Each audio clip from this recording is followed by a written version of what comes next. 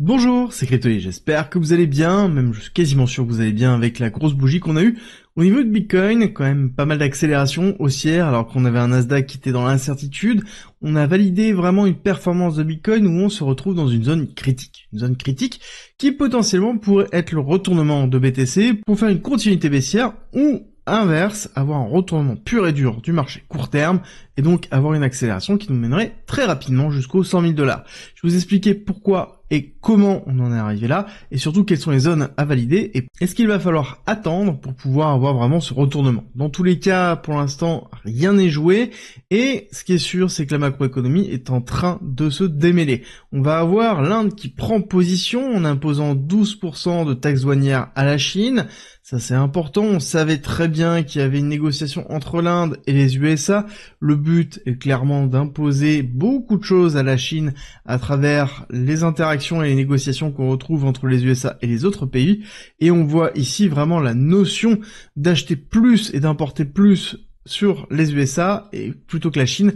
Donc on a bien ici un transfert de liquidité, un transfert de valeur qui va se faire des pays par rapport à la Chine et surtout par rapport aux USA. Globalement, les USA vont cannibaliser une partie de la liquidité.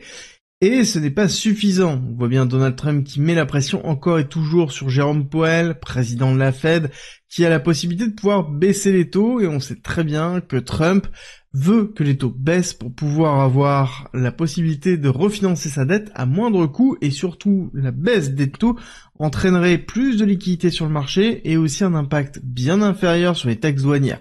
Là actuellement on se retrouve dans une situation qui est un peu compliquée, toujours avec la négociation qui est en cours. Vous l'avez peut-être pas vu, mais vous l'avez senti, la notion de guillemets, parce que c'est quelque chose qui revient quasiment tous les 4-5 jours dans la bouche de Trump. Les négociations sont en cours, tout va bien se passer.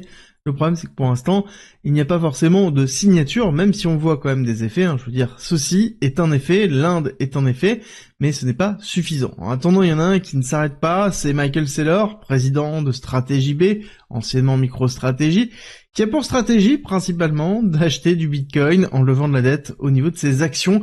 Donc il dilue ses actions pour acheter du BTC, et là, il a acheté 6556 Bitcoin pour quasiment un demi-milliard de dollars. Il se rapproche doucement quand même des 600 000 BTC détenus.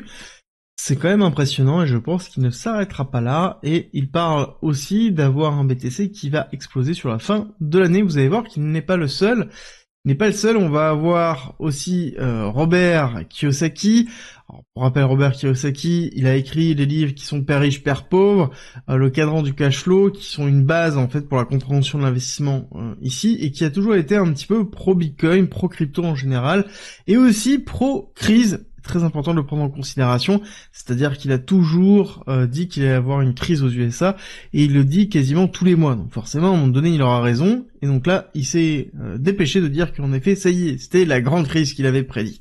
Bref, donc on prend un peu de recul, mais moi ça m'intéresse d'avoir votre avis. Est-ce que oui ou non en 2025 on va avoir un nouvel ATH de BTC, et surtout quel va être le prix de cet ATH? Est-ce que ça va être 120 000, 125, 140, 150, 180 ou même 200 000. On a IS qui a dit qu'on se dirigeait au-dessus des 200 000 $, et que c'était certainement une des dernières fois qu'on pouvait acheter BTC à ce prix-là. Et on peut se demander si, en effet, il y aura vraiment une accélération qui nous mènera jusqu'à 200 000 $, parce que c'est un petit peu les targets qu'ils visent tous les deux.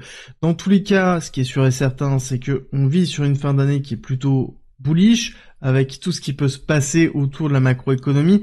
Compliqué maintenant, mais il faut commencer à être dans la vision de après. Après, une fois que cette partie de taxe douanière sera réglée, on va avoir ici de l'injection de liquidité dans le marché pour relancer la machine. On aura certainement, à un moment donné, une inflexion de Jérôme Powell par rapport à la baisse des taux, c'est obligatoire. Il sait déjà qu'il va devoir le faire. La seule chose, c'est qu'il ne veut pas le faire sous pression de Donald Trump. Et l'autre point à prendre en considération, c'est qu'on a déjà beaucoup de liquidités qui sont déversées et qui continuent à arriver. J'avais déjà parlé de ça. Globalement, on a de la liquidité qui arrive dans le marché, qui n'est pas forcément crypto, mais dans le marché en général. Cette liquidité, à un moment donné, va devoir se diriger quelque part. On a vu que l'or était en train de pousser, c'est une chose aussi, mais Bitcoin aussi pourrait avoir une partie de liquidité assez importante qui pourrait se déverser. En attendant, nous avons une bonne nouvelle, c'est Paul Atkins qui, ça y est, va prendre position au niveau de la SEC, et c'est vraiment important. Je pense que c'est quelqu'un qui va pouvoir faire changer les choses au niveau de la réglementation crypto. 22 avril, et oui, 22 avril, prenant en considération le fait que ça a été annoncé le 4 décembre 2024, et il arrive seulement en position à partir du 22 avril. Ça met du temps. Voilà. C'est long, c'est compliqué, mais dans tous les cas, ça arrive petit à petit. Il faut bien comprendre que la notion de patience, elle est essentielle. On a les effets d'annonce qui sont réels, et après, on a le passage à l'action. Et bien sûr, il va falloir attendre encore quelques semaines, quelques mois, avant d'avoir vraiment un impact sur la réglementation.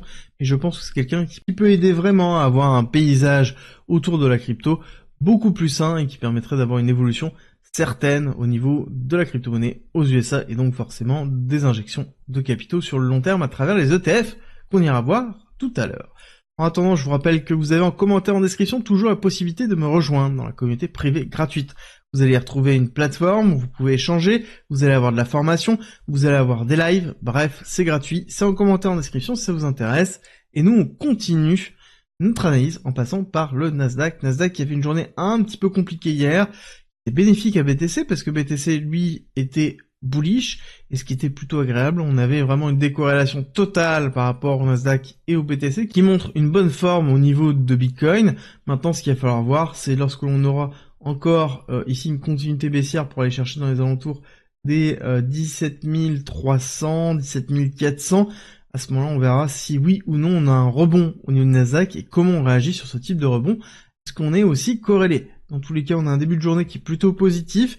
On est allé chercher la zone clé, zone qui est très importante parce que quand on regarde les liquidités qui étaient agglomérées sur toute cette partie-là, plus toute cette partie-là, ont été liquidées avec juste cette petite mèche. Donc ça, c'est positif. Maintenant, il va falloir impérativement valider ça, non pas en daily, mais valider ça vraiment en weekly. Ça va être très important parce que oui, il va falloir ici que cette bougie-là se clôture idéalement, on va se dire, hop, tac, idéalement au-dessus des 89 000 $. Pourquoi? Parce que si on casse les 89 000 $, ça sous-entend que là, on est en train de casser la structure qu'on a mis en place, qui était une structure baissière. Donc court terme, on est en train de faire un shift. Là, il faudrait valider moyen terme. Et donc à ce moment-là, à partir du moment où on clôture ici, ça veut dire qu'on peut très bien aller chercher un petit peu plus bas ici, mais on n'ira pas imprimer un nouveau bas. C'est pas la structure, et donc on aura vraiment une structure de retournement qui pourrait d'ailleurs ressembler à une forme d'accumulation. Si on regarde vraiment de près en allant tout simplement en 4 heures, vous allez voir qu'on se retrouve ici dans une démarche où, hop, on dézoome un petit peu, on a bien la mise en place d'une accumulation de Wyckoff, donc on pourrait très bien ici avoir la validation d'une rupture haussière, avec derrière un retest, voire peut-être, hop, tac, une prise de liquidité avant de repartir. Ce serait tout à fait logique. On a laissé quand même pas mal de zones, notamment une qui se retrouve toujours ici dans les 80 200, 80 300, 80 000, globalement ce bloc là où on a ici une imbalance très forte à aller rechercher. Donc on a bien liquidé une partie, on a encore un peu de jus, hein. Je veux dire on peut aller chercher plus haut. Au niveau des liquidations, les liquidations vont quand même assez hautes, hein. Quand on regarde les niveaux clés de liquidation, on voit qu'on est juste allé chercher ce niveau-là, dans les alentours ici des 88 687, mais on a tout au-dessus de 90, globalement jusqu'à 91, voire même 95, où on retrouve quand même pas mal de liquidité. Et ce qui est intéressant de voir, c'est que on est en train de construire aussi par contre de la liquidité au-dessus de 80 000. Très important, toute la zone d'accumulation qu'on a effectuée pendant un certain temps, qui se retrouve ici, d'accord, on a créé beaucoup de liquidités, d'accord. Ici, on a tout un bloc de liquidité. D'ailleurs, je pense que je le noterai à un moment donné, parce qu'on est en train ici de créer toute cette liquidité-là qui pourrait être allée chercher à un moment donné pour aller, hop, renforcer et repartir. Ça, ce serait vraiment le meilleur scénario bull que l'on pourrait avoir, avec une temporalité un petit peu plus longue, mais donc plus de force dans le mouvement et un retour ici de dynamique, parce que le plus important, c'est de voir aussi un retour de volume. Il faut qu'on ait un intérêt qui se crée. Malheureusement, ce n'est pas le cas. Il faut recréer une dynamique très importante après le crash qu'on a eu, et notamment sur les altcoins où ça a été très difficile, il va falloir redynamiser. Malheureusement, ce n'est pas le cas quand on regarde les volumes. C'est pas le cas quand on regarde ici l'open interest. Ce n'est pas le cas non plus, parce que nous avons ici une augmentation, oui, de l'open interest, mais ça reste quand même très faible, hein. Si on dézoome par rapport au mouvement total, on est à peine sur un retour ici dans les alentours de octobre 2024, hein, ce qui est ridicule, d'accord. Donc on est vraiment très très faible de ce côté-là, il faut bien le prendre en considération. On n'a pas un momentum au niveau du funding rate qui est fort. Je vois beaucoup de tweets par exemple parler du fait qu'on ait ici des positions leverage très importantes. C'est faux, on a des positions leveragées qui sont inférieures à ce qu'on a connu avant le pump précédent, où on avait déjà liquidé beaucoup de monde, hein. Pour ça, c'est simple, hein. On prend, hop, on dézoome, limite, pourquoi pas, on va aller changer, on va se mettre en daily, histoire d'avoir une meilleure vision pour bien comprendre où on est par rapport au reste, et vous allez vite voir que on en est très loin, d'accord? Je vous prends le segment qui a eu lieu sur la période 2024, le segment dans lequel on prend l'open interest qu'on écrase un petit peu, on prend l'open interest classique, vous allez vite voir qu'on se retrouve ici dans des niveaux où on est passé en dessous de niveaux qu'on avait pu avoir au niveau du 5 août. Hein. Je veux dire, on était retesté cette partie-là, on est en train de repartir légèrement, donc globalement, on est à peu près dans cette temporalité-là, donc 30 août, d'accord? Donc on n'est pas dans quelque chose qui est hyper leveragé. C'est pareil ici, quand on regarde l'open margin sur le coin margin, on voit que on est un petit peu au-dessus de ce que l'on avait pu connaître à l'époque, et encore, quand on regarde, on est plus dans les alentours de juillet 2024, donc plutôt dans cette période de prix ici, avant une chute. Donc globalement, pour moi, on n'a pas vraiment de leverage sur BTC, et encore moins quand on regarde le funding rate sur les altcoins. Je suis désolé, on n'a pas ici de funding rate qui sont en train de s'affoler. Pour avoir un funding rate qui est en train de s'affoler, c'est simple, on prend 6 mois, vous allez vite voir, voilà, ça c'est un funding rate qui est en train de s'affoler. Là, on a du long à tout va qui est en train de se faire, et on voit bien que c'est à partir de novembre où on a commencé à pousser vraiment très fort. Là, ce n'est pas le cas, on voit qu'on est dans quelque chose qui est relativement flat. C'est le même principe. Alors oui, on a quelques cryptos comme Fartcoin, donc il y a même coin qui, même durant les périodes de baisse, était en leveragé, très leveragé, mais néanmoins, on n'a pas de leverage sur l'ensemble des cryptos actuellement, donc ce qui est plutôt positif, ça veut dire qu'on n'a pas forcément d'intérêt fort à aller liquider massivement les personnes, mais plutôt un intérêt fort à forcer et à faire FOMO les personnes sur le marché et à les pousser à rentrer en levier. Prenez-le bien en considération, c'est-à-dire que vous ne devez pas FOMO, vous devez contrôler bien vos émotions pour pouvoir gérer vos expositions, c'est le plus important, la gestion de risque. N'oubliez pas, c'est vraiment le cœur essentiel. Si ça vous intéresse, d'ailleurs, dans la communauté privée, je vous rappelle que vous avez une masterclass dédiée à la gestion de risque. Donc très important, c'est tout en bas ici, gestion du risque. Ça vous permettra de comprendre vraiment l'impact de la gestion de risque sur votre portefeuille. En attendant, nous avons ici un retour des inflows, 381 millions de dollars. Quand même assez conséquent, ça fait longtemps, très longtemps qu'on n'a pas vu ce montant-là, et quand on regarde la structuration des inflows, on voit qu'on a ici un palier qui est en train de se faire, ce qui est plutôt positif. Maintenant, ce qu'il va falloir voir, c'est lorsque l'on va avoir encore une chute du Nasdaq, comment va se comporter Bitcoin. C'est toujours ça, c'est Bitcoin qui mène la danse, on a les alts qui réagissent, mais on n'a toujours pas d'injection de liquidité qui se fait au niveau de BTC, enfin de BTC vers les altcoins. On voit bien la dominance qui continue à monter, hein.